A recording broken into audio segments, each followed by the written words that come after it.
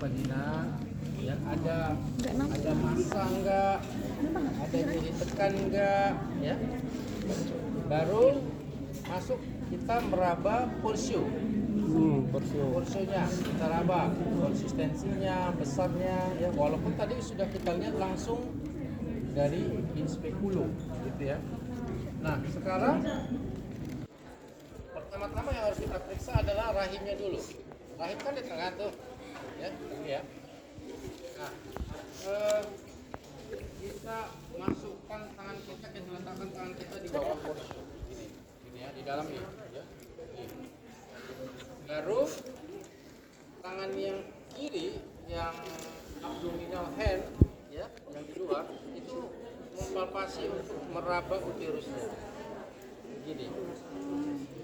Ada pasien yang kurus ya gampang, tapi kalau pasien yang buncit setengah mati untuk menilainya, kadang-kadang susah, ya. Nah kalau ini gampang.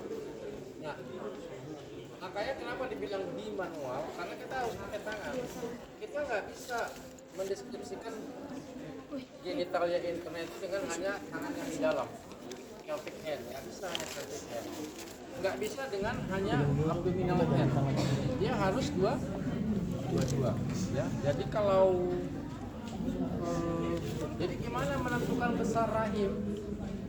Ya dia sangat subjektif sebenarnya, ya. Dokter waktu Enggak. Claritin ya? Hah? Kita kan uji. Dokter pembimbing. Oh enggak, aku udah ketemu tadi sama siapa itu. Baru. Iya. Iya, ditanya dokter Jenson. Iya. Aku kan nggak bisa. Tapi katanya Zoom. Nggak bisa. Gimana mau cuma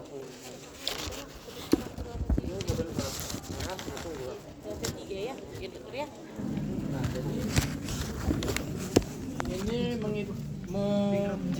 mendeskripsikan ya misalnya uterus seperti ini gini ya. Kalau dia ada miom, berarti kan jadi begini deh. Nah, apa bisa kita ukur berapa senti dengan seperti ini? Ya nggak bisa. Makanya biasanya kita analogkan dengan suatu benda. Misalnya uterusnya sebesar ini, ya. Itu kita bilang, oh ini uterus membesar sebesar tinju dewasa. Oke. Kalau dia yang normal sebesar apa? Telur ayam. Telur ayam. Telur ayam segini ya. Memang rahim itu ya segini, kecil. Gitu ya. Enggak segitu, enggak. Telur bebek lebih besar lagi dikit, telur angsa lebih besar lagi dikit. Gitu ya. Kalau udah segini berarti sebesar tinju dewasa, gitu ya. Nah, seperti itu. Nah, apa aja yang mau diperiksa uterus? Uterus yang diperiksa adalah besarnya, arah daripada uterus, antefleksi kan? Antefleksi ke atas gini dia, atau retrofleksi ke belakang. Itu sama-sama normal, ya sama-sama normal. Ya. Yang lebih sulit kalau dia retro, karena fundus tahu ya fundus? Fundusnya biasanya nggak susah untuk merabanya. Ya.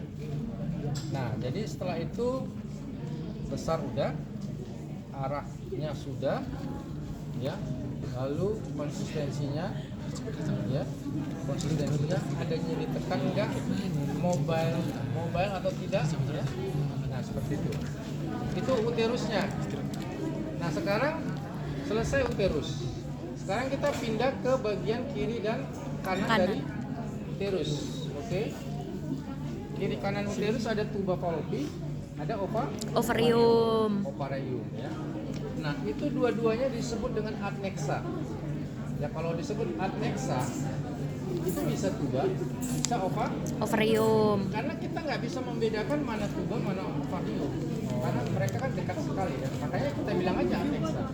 Kalau ada tumor di kista, ada tumor di kista, ada tumor di ovarium, kadang-kadang kita nggak bisa memang pastikan itu dari ovarium. Ya, kita bilang aja tumor adnexa. Nah, samping uterus ada ligamen namanya parametrium, ya. Nah jadi habis dia udah kita deskripsikan uterus, pindah tangan ke kanan atau ke kiri, ya ke kiri dulu misalnya, ya ke kiri, ya pindah, ya tangan yang ini pindah juga ke sini, Nah, kalau yang normal, parametriumnya kita gini kan lemas. Dia lemas. Nah, aneksa normalnya tidak teraba.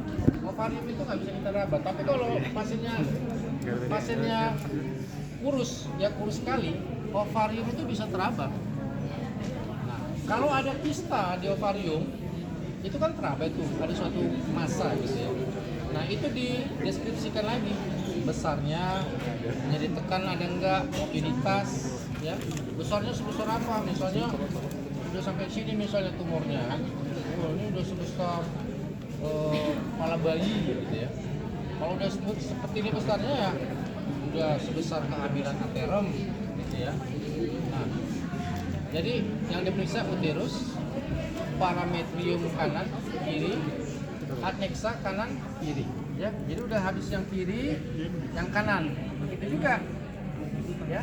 Parametriumnya lemas, adnexanya tidak teraba ya, itu yang normal ya.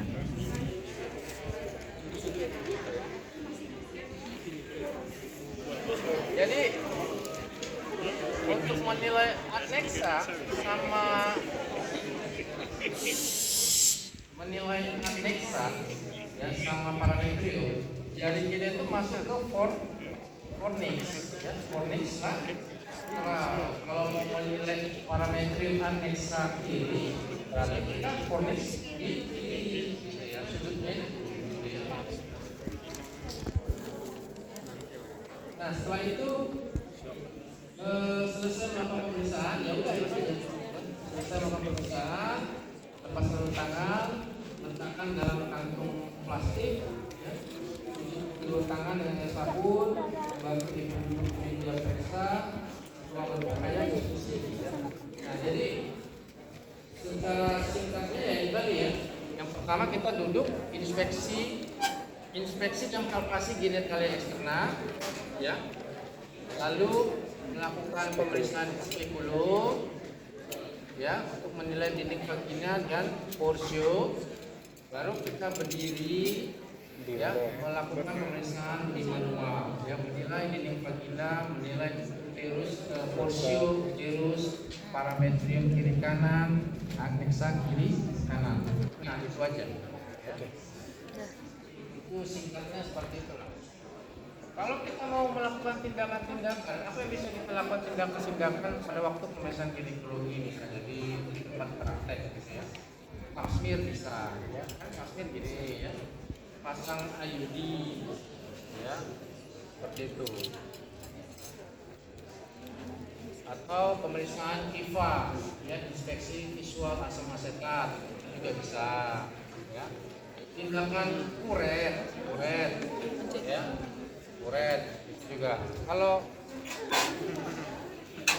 ini yang ada jantan betina itu harus pakai asisten. Jadi kita dari sini ya, ini kita lebarkan, harus jangan gini ya, gini. Sambil dari sini masukkan. Yang cari yang lebih panjang di bawah, karena dinding vagina posterior itu lebih panjang. Ini gini, oke. Kita mau nanti kan kita peragakan lagi pemasangan IUD ya. Prosesnya seperti ini, gitu kan. Jadi sama aja sebenarnya. Tapi ini harus, kalau kita mau kuret, misalnya kuret kan, ini kita jepit dulu serviksnya, kita jepit, ini dikeluarkan, asisten pegang ini, kita pegang alat tenakulumnya, baru kita kuret. Ini dengan gini, gitu. Tapi kalau kadang-kadang kan ada pemeriksaan cocor bebek agak sulit nilai serviksnya, di mana serviksnya nggak nampak gitu ya, atau terlalu dalam serviksnya ya. Kadang kita harus pakai ini gitu, lebih lebar dia, nah, bisa dibuka semua atas bawah gitu ya, nampak semua. Oke, itu aja ya.